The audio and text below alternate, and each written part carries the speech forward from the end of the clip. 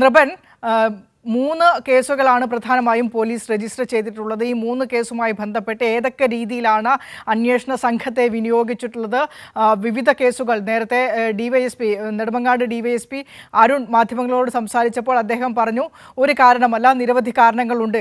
അത്തരത്തിൽ നിരവധി കാരണങ്ങൾ കണ്ടെത്താൻ നിരവധി അന്വേഷണ സംഘം ഏത് രീതിയിലാണ് ഈ അന്വേഷണ ഉദ്യോഗസ്ഥരൊക്കെ വിന്യസിച്ചിരിക്കുന്നത്?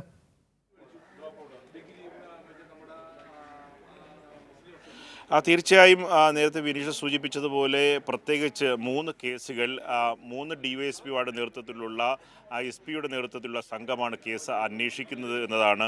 ഈ സംഘം വിവിധ വിഭാഗങ്ങളായി തിരിഞ്ഞാണ് ഇൻക്വസ്റ്റ് നടപടികളും ഒപ്പം തന്നെ ഈ കേസുമായി ബന്ധപ്പെട്ട തുടർ അന്വേഷണങ്ങളും ഇപ്പോൾ നിലവിൽ നടത്തുന്നത്. ഏറ്റവും പ്രധാനപ്പെട്ട കാര്യം, നമ്മൾ ആദ്യം ഘട്ടത്തിൽ പോലീസിൻ്റെ പ്രാഥമിക നിഗമനത്തിൽ മാതാവിന്, പ്രത്യേകിച്ച് ഉമ്മയെ ഈ തലയ്ക്ക് കഴുത്ത് മുറുക്കിയ ശേഷം തലയ്ക്ക് പരിക്കേറ്റു, തറയിലിടിച്ച് പരിക്കേൽപ്പിച്ച് കൊലപ്പെടുത്തി എന്നതാണ്. പക്ഷേ ഇപ്പോൾ നമുക്ക് ലഭിക്കുന്ന പ്രാഥമികമായി ലഭിക്കുന്ന പോലീസിൻ്റെ ഇൻക്വസ്റ്റിൽ ലഭിക്കുന്ന വിവരം, ആഴത്തിലുള്ള മുറിവുകൾ ഈ 5 പേരുടെയും ഈ പരിക്കേറ്റ ഉമ്മയുടെ അടക്കം 6 പേരുടെയും തലയ്ക്ക് വലിയ ഗുരുതരമായ ക്ഷതമേറ്റിട്ടുണ്ട് എന്ന് തന്നെയാണ്.